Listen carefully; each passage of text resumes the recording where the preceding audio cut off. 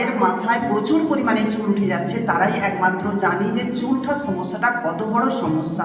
এটা কিন্তু ভীষণ চিন্তার বিষয়, আর এই প্রবলেমটা ভীষণই কমন।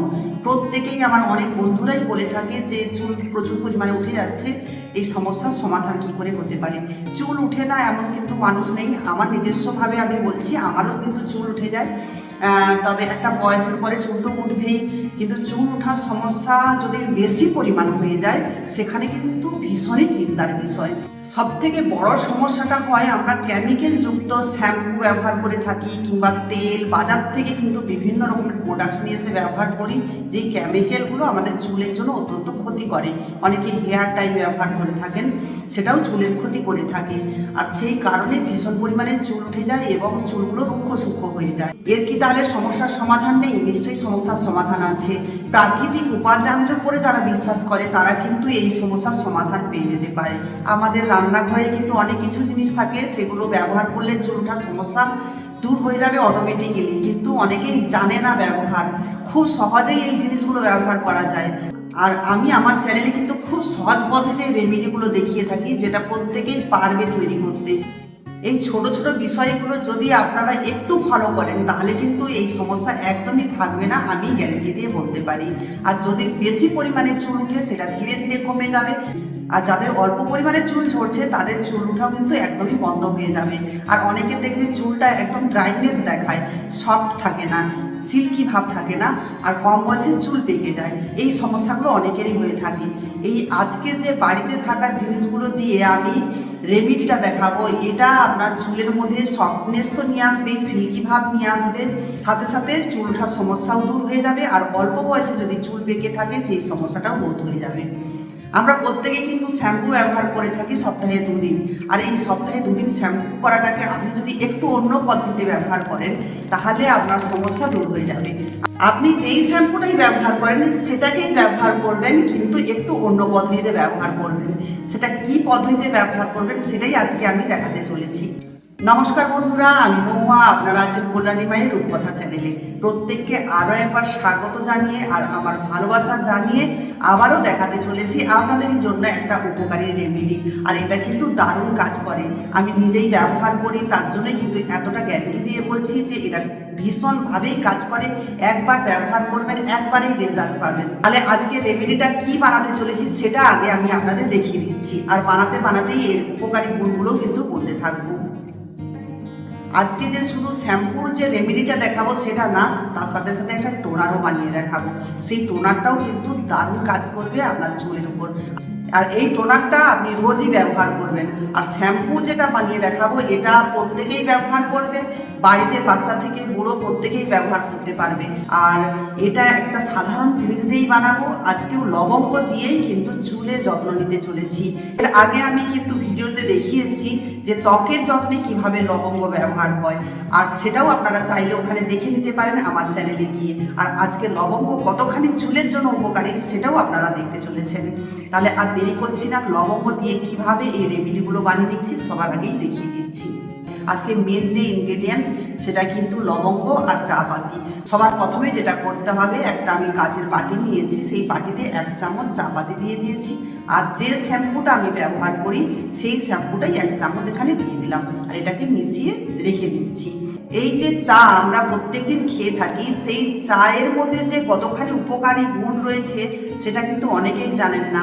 চুলের জন্য কিন্তু এটা অত্যন্ত উপকারী একটা উপাদান।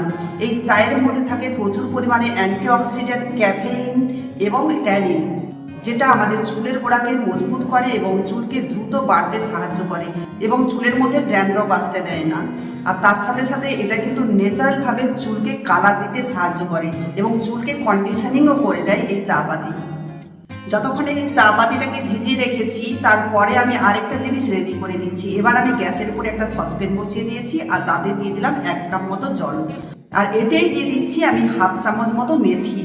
এই মেথি আমাদের চুলের জন্য অত্যন্ত উপকারী একটা প্রাকৃতিক উপাদান, যার মধ্যে থাকে প্রচুর পরিমাণে প্রোটিন এবং নিকোটিনিক অ্যাসিড, যেটা আমাদের চুলের গোড়াকে মজবুত করে এবং এর মধ্যে থাকা প্রচুর পরিমাণে ভিটামিন সি এবং আয়রন সেগুলোও কিন্তু আমাদের চুলের জন্য অত্যন্ত উপকারী। আমাদের চুলের মধ্যে খুশকি তো আসতে দেয় না এবং নিউ হেয়ার গ্রোথে সাহায্য করে, নতুন নতুন চুল গজাতেও সাহায্য করে, তার সাথে সাথে ড্যান্ড্রফও আসতে দেয় না আর চুলে কিন্তু এটা ময়েশ্চার যোগায়। এবার যে ইনগ্রিডিয়েন্টসটা দিচ্ছি সেটা হলো লবঙ্গ। লবঙ্গ আমি দেখুন 8-10টা মতো দিয়ে দিচ্ছি। এই লবঙ্গ কিন্তু আমাদের চুলের জন্য সত্যি অত্যন্ত উপকারী একটা প্রাকৃতিক উপাদান। চুলের জন্য কিন্তু এই লবঙ্গ দারুণভাবে কার্যকরী, চুলের গোড়াকে মজবুত করে এবং খুশকি আসতে দেয় না। এই লবঙ্গের মধ্যে থাকে কিন্তু ইউজেনাল অ্যান্টিঅক্সিডেন্ট এবং অ্যান্টি মাইক্রোবিয়াল প্রপার্টি, যেটা আমাদের স্ক্যাল্পে গিয়ে কি করে ব্লাড সার্কুলেশনকে বাড়িয়ে দেয়। যেহেতু ব্লাড সার্কুলেশন বেড়ে যায় তারপরে চুলটা দ্রুত বৃদ্ধি পায় এবং স্ক্যাল্পের মধ্যে কোনো ফাঙ্গাল ইনফেকশন আসতে দেয় না, ড্যান্ড্রফ আসতে দেয় না এবং এটা আমাদের চুলের গোড়াকে দারুণভাবে মজবুত তো করে, তার সাথে সাথে অকালপক্বতাকেও এটা রোধ করতে পারে।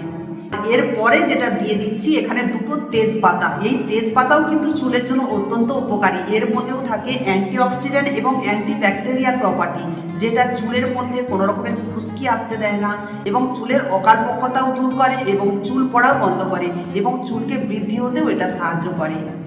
তার সাথে সাথে এই তেজপাতা চুলের ঘনত্বকেও বৃদ্ধি করে, নতুন নতুন চুল গজাতেও এটা সাহায্য করে। এরই সাথে আরেকটা জিনিস দিয়ে দিচ্ছি, সেটা হলো কারি পাতা। এই কারি পাতাও কিন্তু চুলের জন্য সত্যি অত্যন্ত একটা উপকারী উপাদান। এটা প্রাকৃতিকভাবে আমাদের চুলকে কালার করতে সাহায্য করে এবং চুলের গোড়াকে মজবুত করে এবং চুল পড়া বন্ধ করে দিতে পারে। এই যে প্রত্যেকটা জিনিস এখানে দেওয়া হয়েছে, প্রত্যেকটা জিনিস কিন্তু বাড়িতেই থাকে এবং চুলের জন্য সত্যি দারুণ উপকারী।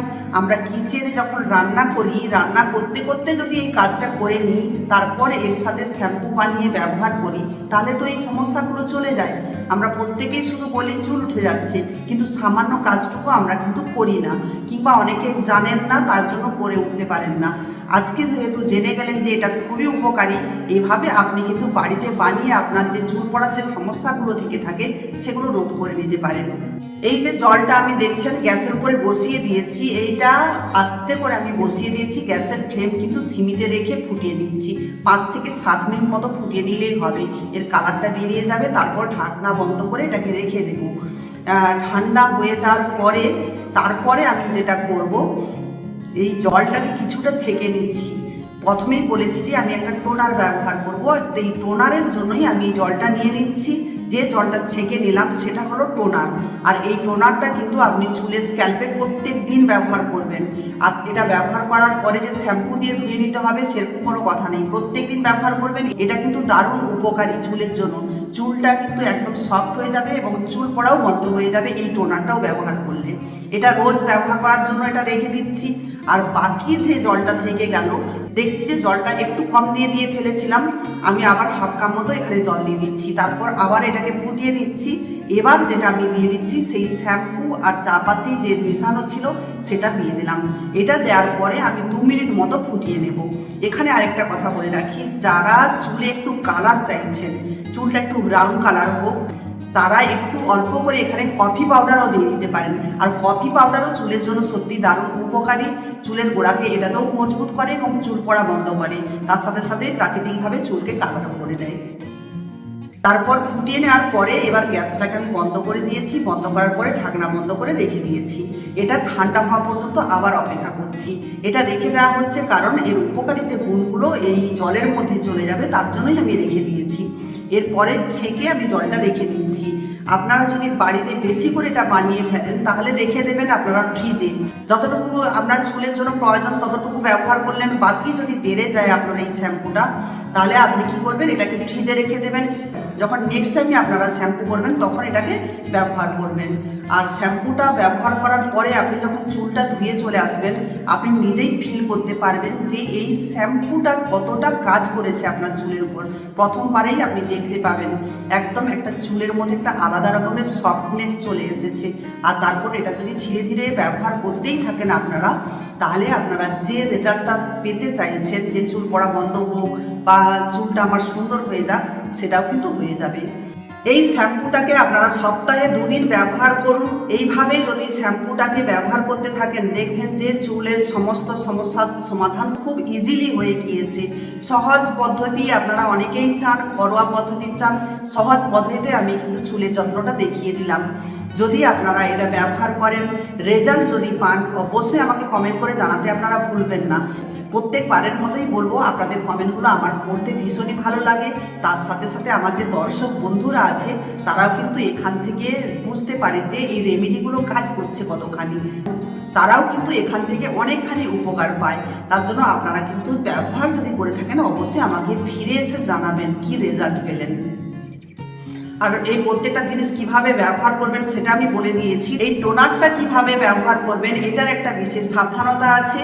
টোনারটা যখন ব্যবহার করবেন আপনারা স্ক্যাল্পে স্প্রে করে দেবেন। স্প্রে বোতলে যদি রাখেন স্প্রে করে করে ধীরে ধীরে ম্যাসেজ করবেন, বেশি ঘষে ঘষে ম্যাসেজ করতে যাবেন না।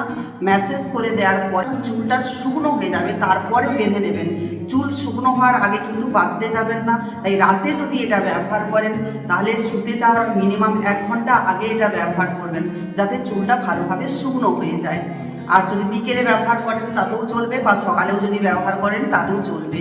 যখন মনে হবে আপনি এই টোনারটা ব্যবহার করতে পারেন। আশা করছি ভিডিওটা অনেকখানি আপনাদের উপকারে এসেছে। যদি ভালো লেগে থাকে, আপনাদের উপকারে এসে থাকে, তাহলে আপনারা এটাকে বন্ধুদের মাঝেও শেয়ার করে দিতে পারেন, তারাও এর থেকে অনেকখানি উপকৃত হবে। যে সকল বন্ধুরা আমার চ্যানেলে নতুন এসেছেন, এখনও পর্যন্ত চ্যানেলটাকে সাবস্ক্রাইব করেননি, প্লিজ চ্যানেলটাকে সাবস্ক্রাইব করে রেখে দেবেন, যাতে করে পরবর্তীকালে এরকম উপকারী রেমেডি যখনই আমি শেয়ার করব আপনাদের কাছে সবার আগে নোটিফিকেশন পৌঁছে যাবে। প্রত্যেকে ভালো থাকবেন। আজকের মতো টাটা। আবারও হাজির হয়ে যাব নেক্সট কোনো রেমেডি নিয়ে আপনাদের সামনে।